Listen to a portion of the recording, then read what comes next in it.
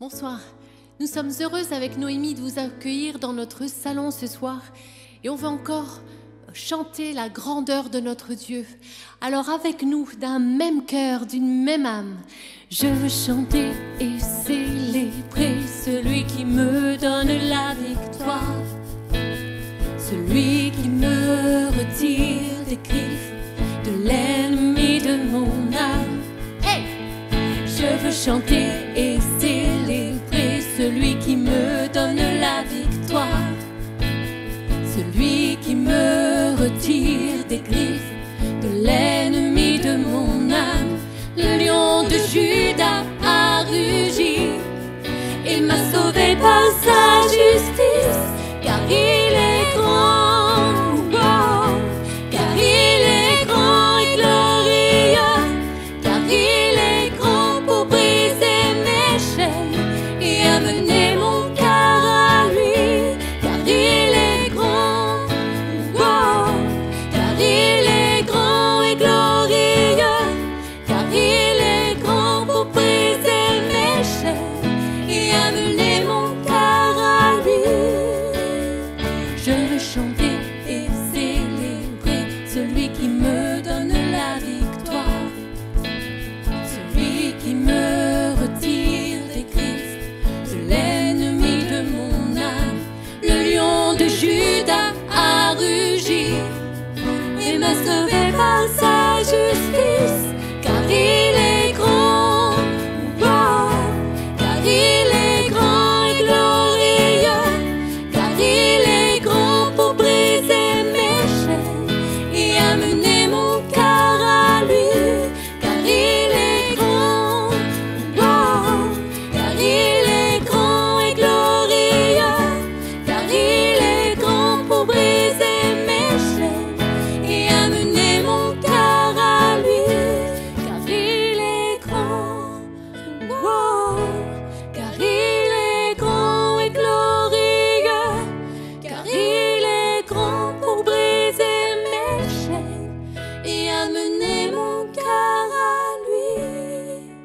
Amen, amène nos cœurs à toi, Seigneur, ce soir, car il est grand, oh, car il est grand et glorieux, car il est grand pour briser mes chaînes et amener mon cœur à lui, car il est grand, oh, car il est grand et glorieux, car il est grand pour briser mes chaînes et amener mon cœur à lui, et amener mon cœur à lui, et amener mon cœur à lui.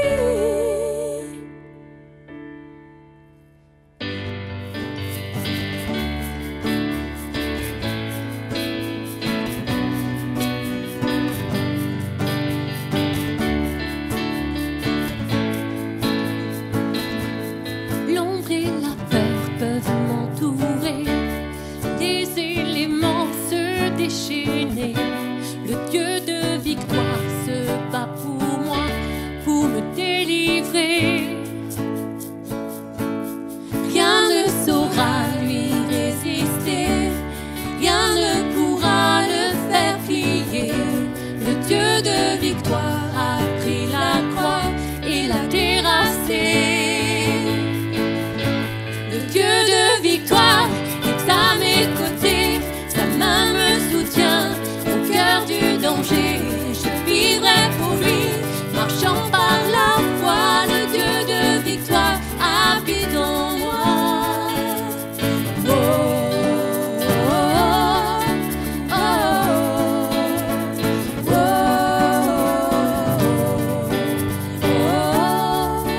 oh. Les océans peuvent s'agiter, leurs vagues sur ma vie se briser. Le Dieu de victoire est là de sa voix pour tout apaiser. Le Dieu de victoire est à mes côtés, sa main me soutient au cœur du danger. Je vivrai pour lui, marchant par la foi. Le Dieu de victoire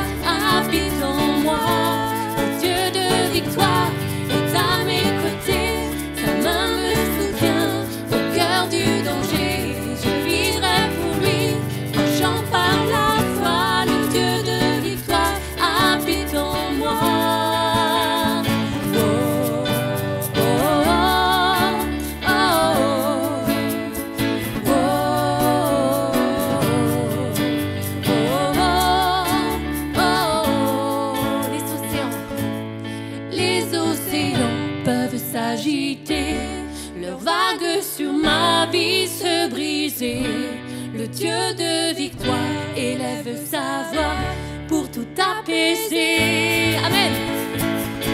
Le Dieu de victoire est à mes côtés, sa main me soutient au cœur du danger. Je vivrai pour lui, marchant par la foi. Le Dieu de victoire habite en moi. Le Dieu de victoire est à mes côtés, sa main me soutient au cœur du danger.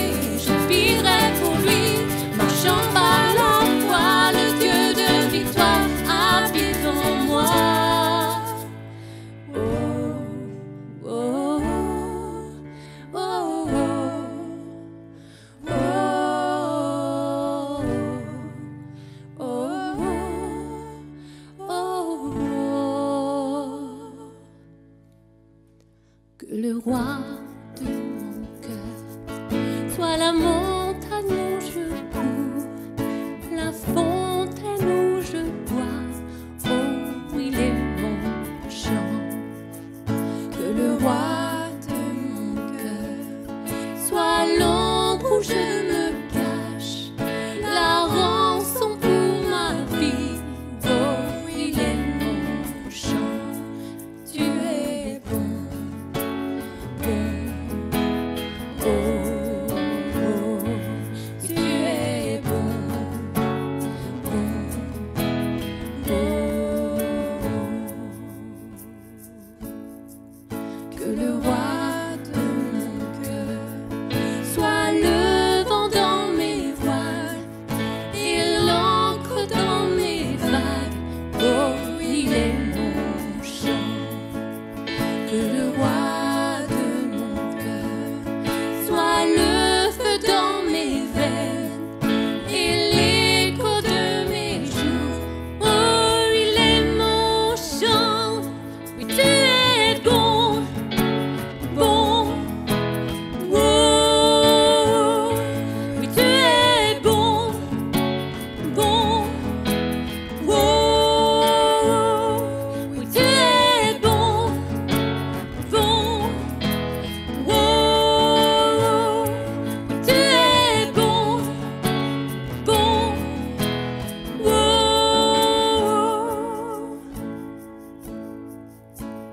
Tu m'abandonneras, ne m'abandonneras jamais. Tu m'abandonneras, ne m'abandonneras jamais. Tu m'abandonneras, ne m'abandonneras jamais. Jamais. Tu m'abandonneras, ne m'abandonneras jamais. Tu n'abandonneras, ne m'abandonneras jamais, jamais. Tu n'abandonneras, ne m'abandonneras jamais. Tu es bon, bon, oh. Oui, tu es bon, bon, oh. Oui, tu es bon, bon, oh. Oui, tu es bon, bon, bon. On veut le rappeler à notre âme ce soir. Seigneur, oui, tu es bon et ta bonté pour nous est infinie. Jamais, jamais tu n'abandonneras. Tu m'abandonneras, ne m'abandonneras jamais. Tu n'abandonneras, ne m'abandonneras jamais. Tu n'abandonneras, ne m'abandonneras jamais.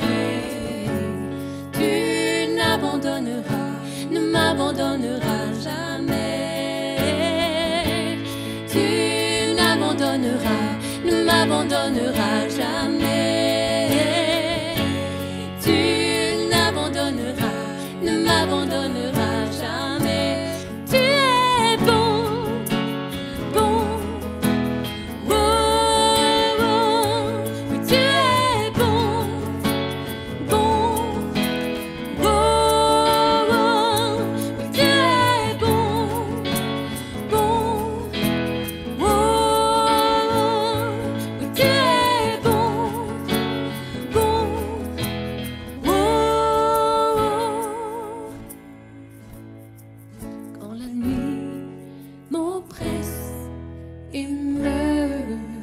soutien.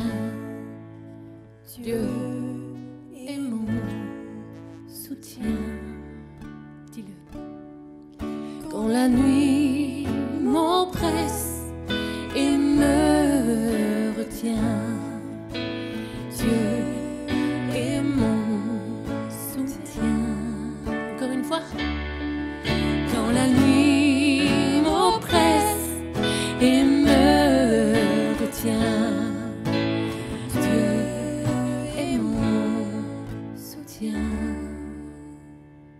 car il est bon, oh, oh, car il est bon, oh, oh.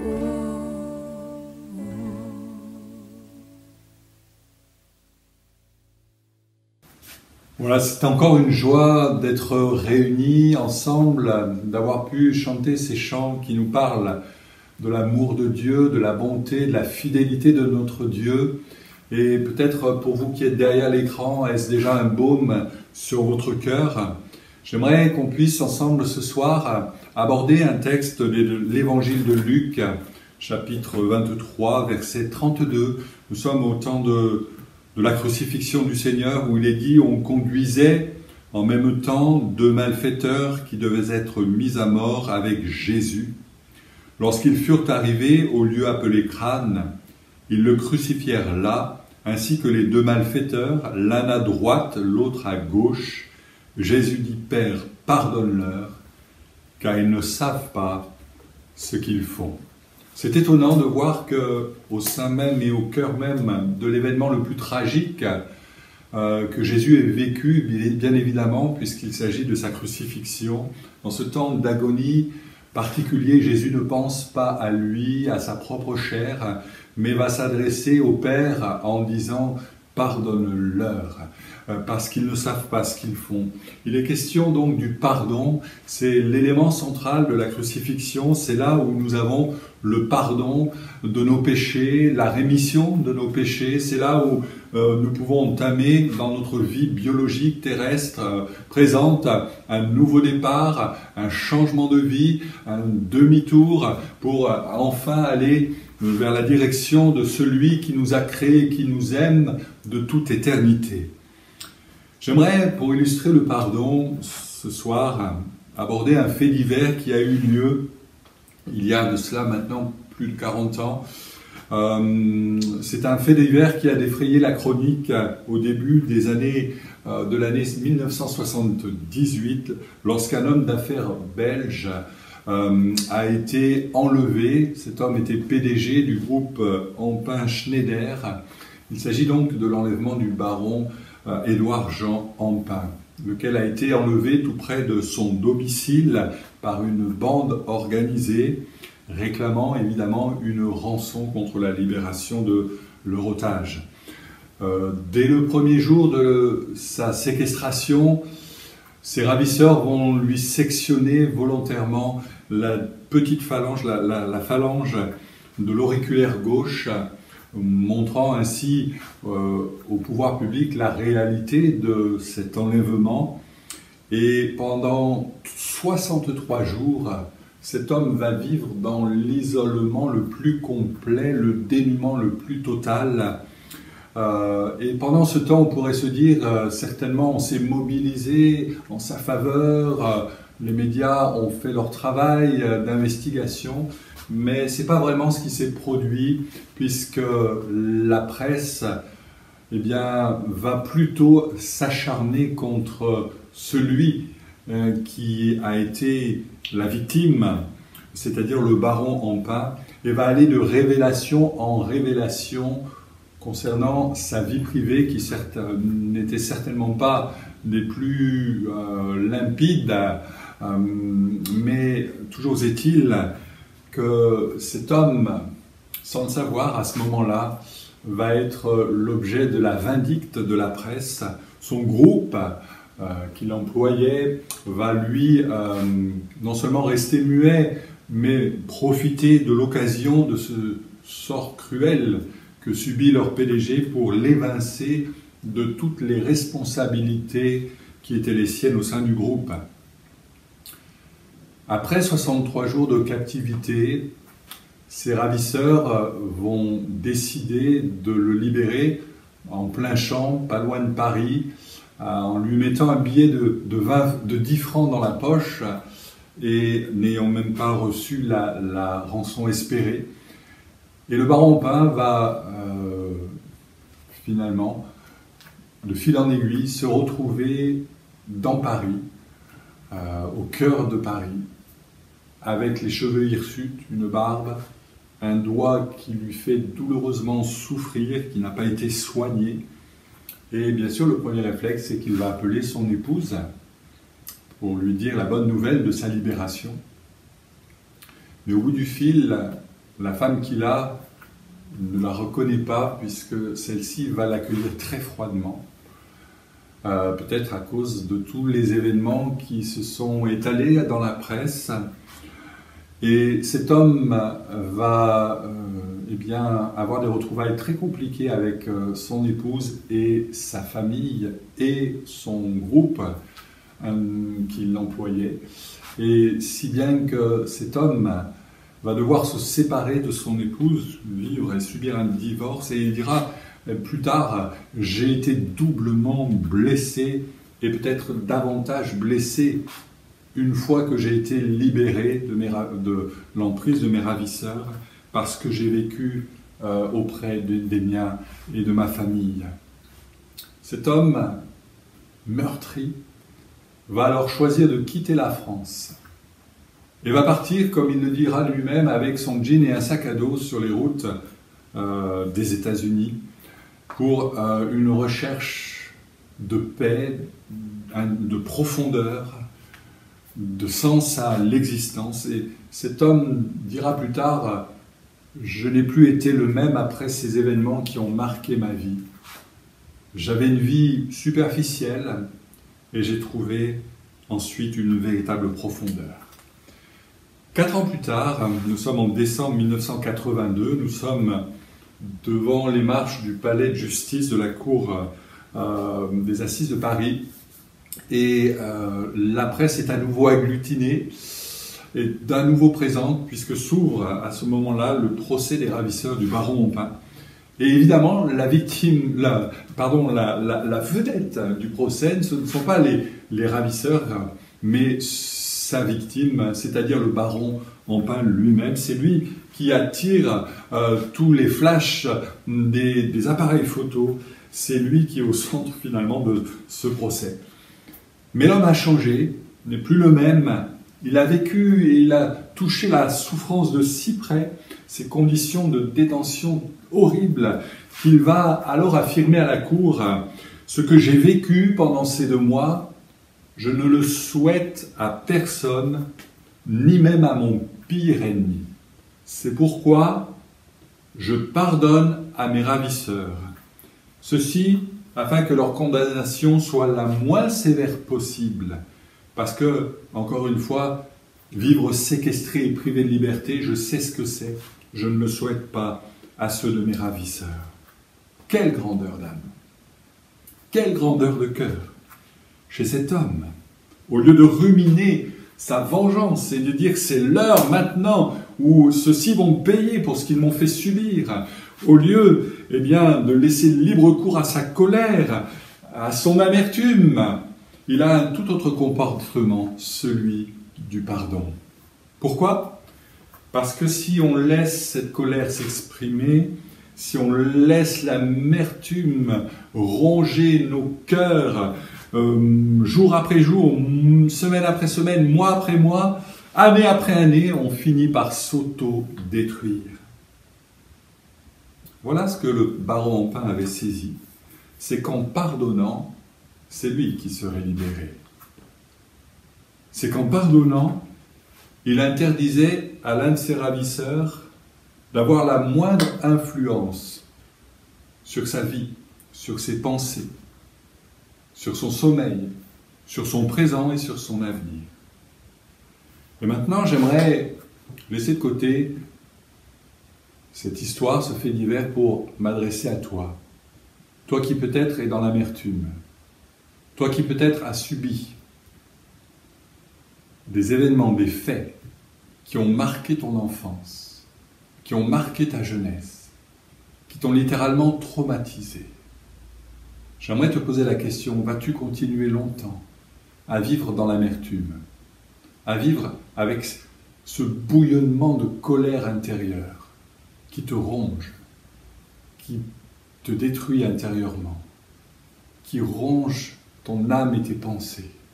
Vas-tu continuer à vivre dans l'espoir d'une quelconque vengeance et après?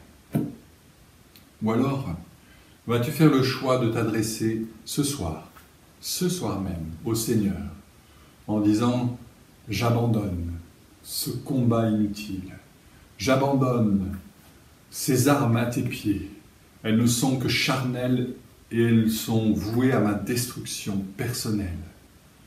J'ai besoin de ton pardon, comme j'ai besoin de pardonner à ceux qui m'ont offensé. » Et ce soir, en rappelant ces paroles de Jésus, « Père, pardonne-leur », alors que lui-même aurait eu toutes les raisons d'entrer dans une colère incroyable et de terrasser ses ennemis d'un mot. Il ne l'a pas fait par amour pour nous. Il ne l'a pas fait parce qu'il savait pourquoi. Il était suspendu entre ciel et terre sur ce bois particulier, ce bois infâme. Il savait qu'il venait pour le pardon des péchés de tous les hommes dans tous les siècles. Ton pardon, ton péché, mon pardon, mes péchés qui sont pardonnés.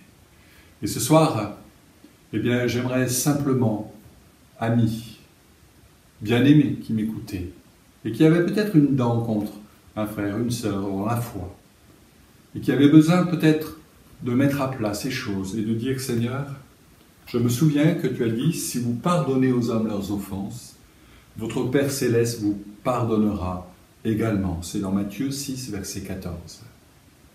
Et ce soir, il est question maintenant de laisser ce faux combat, de laisser cette rancœur, ce cancer moral qui atteint les fibres de ton corps, qui atteint ton cœur et tes pensées, pour dire, Seigneur, je veux en être libéré. Si donc le Fils de Dieu vous a franchi, vous serez réellement libre. Voilà ce qu'affirme l'Évangile. Alors, ensemble ce soir, j'aimerais que nous puissions avoir simplement un temps de prière, un temps de prière sincère, authentique, où nous pouvons laisser nos batailles, laisser nos amertumes, laisser notre soif de vengeance au pied de la croix, là où Jésus a dit « Père, pardonne-leur », parce qu'ils ne savent pas ce qu'ils font. Seigneur, j'aimerais m'adresser à toi en faveur de ceux qui m'écoutent et qui peut-être ont subi des attouchements dans leur enfance, ont subi la violence des parents, qui peut-être pour X raisons avaient un comportement déséquilibré, n'ont pas été finalement choyés et aimés, se sont sentis comme abandonnés. J'aimerais m'adresser à toi pour leur pardon, pour leur libération, pour qu'eux-mêmes viennent auprès de toi en disant « Pardonne ma vie, Seigneur, pardonne mon péché comme je veux aussi que tu m'aides à trouver la force de pardonner à ceux qui m'ont offensé. Parce que je ne veux pas continuer à vivre en prisonnier, dans des prisons mentales dans lesquelles je me suis moi-même enfermé. Mais je veux maintenant découvrir la vraie liberté. Je veux commencer une nouvelle vie, un nouveau départ avec toi, Seigneur. Merci de me donner l'assurance de ton pardon, l'assurance de me donner aussi la force de pardonner à ceux qui m'ont fait du mal.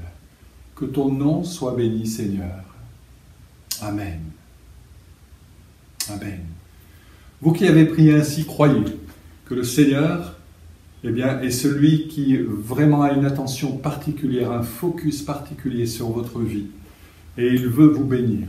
et il veut vous donner un nouveau départ, un cœur nouveau, je dirais. Et ça, c'est l'œuvre de Dieu. Elle est surnaturelle, elle est puissante et glorieuse. Avant d'aller plus loin et de nous séparer totalement, j'aimerais vous rappeler que nous avons des rencontres chaque dimanche, chaque mardi soir, dimanche à 10 h, et que bientôt, nous allons aussi reprendre nos rencontres en présentiel à l'adresse suivante, 59 rue Nicolas Appert, 87 280 Limoges, à côté de l'établissement Weston en zone nord de Limoges. Vous pourrez aussi bien sûr continuer à nous regarder. Si vous ne pouvez pas vous joindre à nous, vous pourrez continuer à regarder nos réunions retransmises sur la chaîne YouTube Église Source de Vie. Pour ce qui concerne la date de reprise de nos rencontres, sachez qu'elles sont fixées comme suivant. Il y aura un culte à partir du 6 juin à 18 h, également le dimanche 7 juin à 10 h et à 11h30.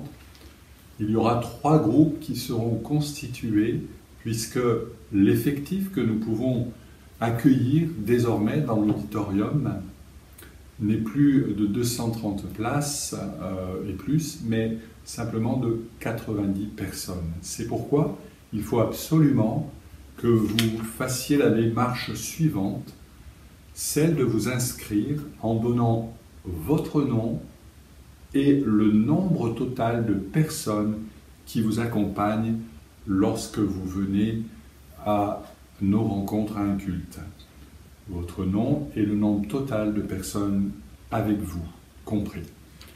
Ceci en adressant un SMS au 06 98 77 59 95 ou par mail à l'adresse suivante contact@addlimoges.com contact@addlimoges.com.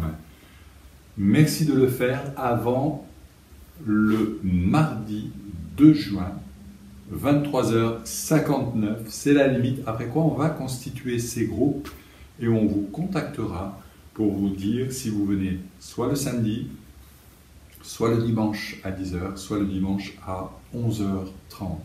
Merci donc de penser à vous inscrire, c'est essentiel pour la reprise des rencontres en présentiel. Que Dieu vous garde d'ici là, que Dieu vous bénisse, à bientôt.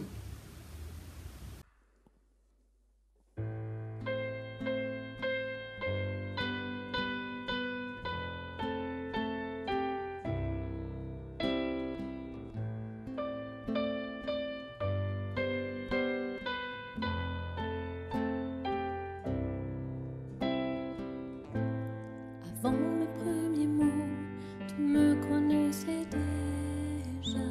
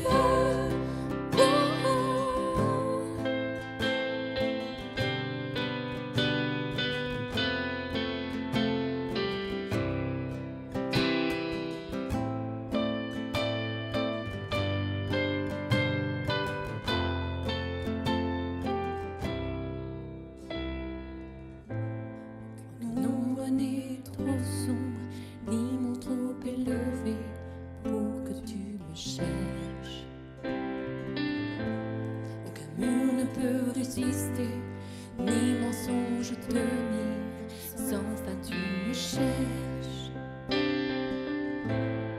Aucun ombre n'est trop sombre, ni monde trop élevé pour que tu me cherches. Aucun mur ne peut résister, ni mensonge tenir, sans fin tu me cherches. Aucune ombre n'est trop sombre, ni monde trop élevé pour que tu me cherches. Aucun mur ne peut résister, ni mensonge te dire, sans fin tu me cherches. Aucune ombre n'est trop sombre, ni monde trop élevé pour que tu me cherches.